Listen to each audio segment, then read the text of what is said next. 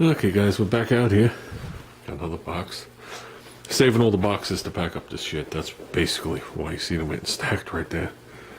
Shocks came. This is what we went with. KYB XLGs. Basically an inexpensive shock. Made in Japan, not China.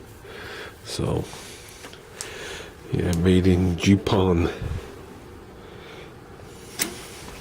So, that'll be fine. You can see the bottoms are different.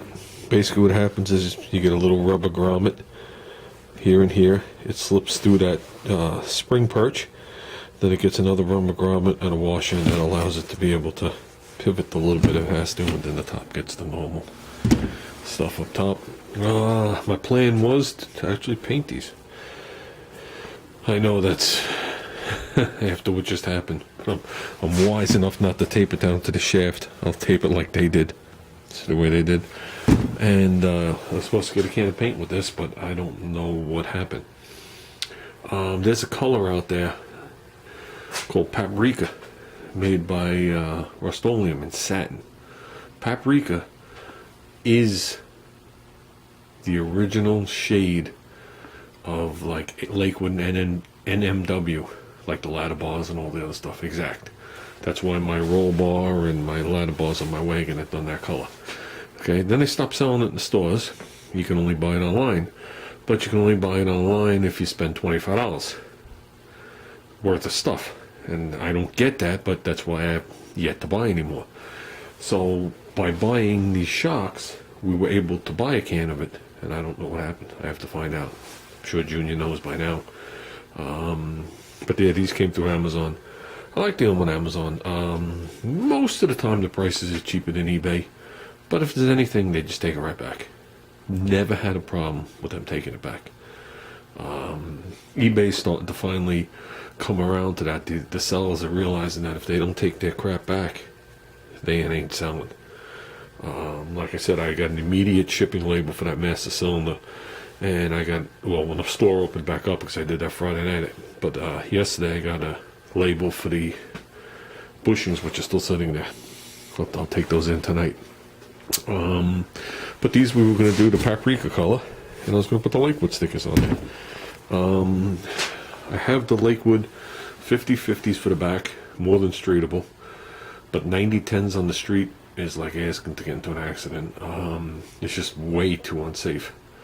I don't run springs on my wagon, but they're basically truck springs in the front, in so many words. They don't oscillate.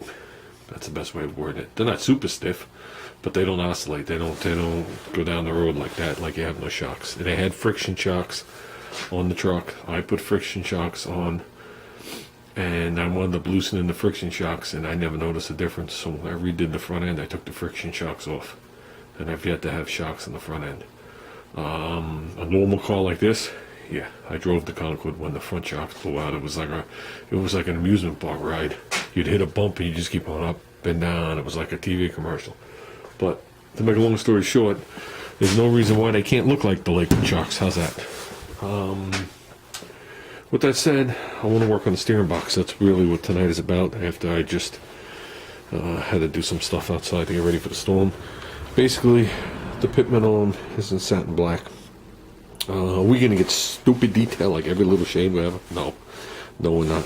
But as you could see, the rag joint is off. Rag joint I cleaned, and there's a couple of pieces of metal on there where I just cleaned them and just put a little clear on them. The clear actually darkens up the metal. I just didn't want to look like I was going to paint it. Since we are going to go with the graphite or like cast iron on it. And I wouldn't have did that color. That would look really bad. So I would have had to do a black, and I just think it would look a little nicer. So that's done. It's off to the side. It's actually sitting there with the bolts. And this we're going to paint. Okay. Whatever you do with this aluminum, it's going to get nasty looking. This is just the same aluminum. This is power steering bracket. That's getting weird looking already. So a nice thing to do would be just shoot it with easy off and let it darken. and when it darkens, it makes its own coating on there, and it's done. But it's like a dark gray. So, but I'm not going to do that. We'll probably just do this to match in graphite color. So, looking at it quickly, it looks like it goes like this. So you're going to look down on it like this. These two bolts are on the bottom.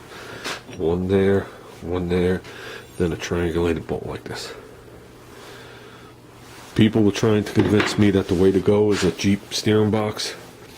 I guess from the, like the Cherokees and the YJs or whatever it is, they're telling me the ratio is much quicker and the car will be much more enjoyable to drive. I don't know. I drove this car. We got this car 12 years now. And it was on the road for 10 of those 12 years. And I never disliked the steering or the suspension on the car. So, with that said, let's get working. Okay, we're getting there. They look like hell now, but give them a few minutes. Nice thick coat of satin black with a brush. They will smooth out and the sheen will die down. And that'll be the best bang for your buck for underneath those arms. It'll cover up 95% of the pock marks. And they'll look crisp and clean. We'll throw 2 new Zerk fittings in the bottom. And they'll look good. And no, I don't mind painting the bushings. I'm not trying to impress anybody with new bushings, as long as they're in there. So, okay guys, let's continue working on these. I think we're back out here tomorrow. I think we're getting a snowstorm, kinda, at 40 degrees. This is going to be freaky. We're supposed to get, I don't know, it keeps changing. First it was 9 to 12, then it was 6 to 9, then it was 3 to 6, and then there's a dividing point, and it's like right where I live, for the heavy to the light.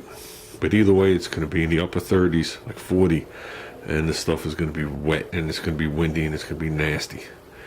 So with that, chances are I'll stay home.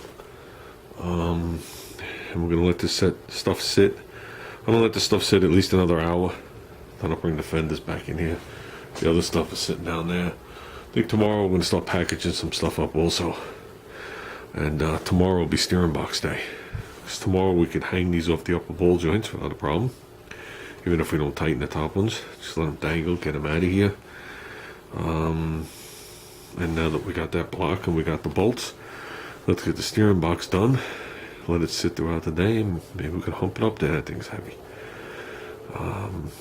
Then we'll work on those pieces.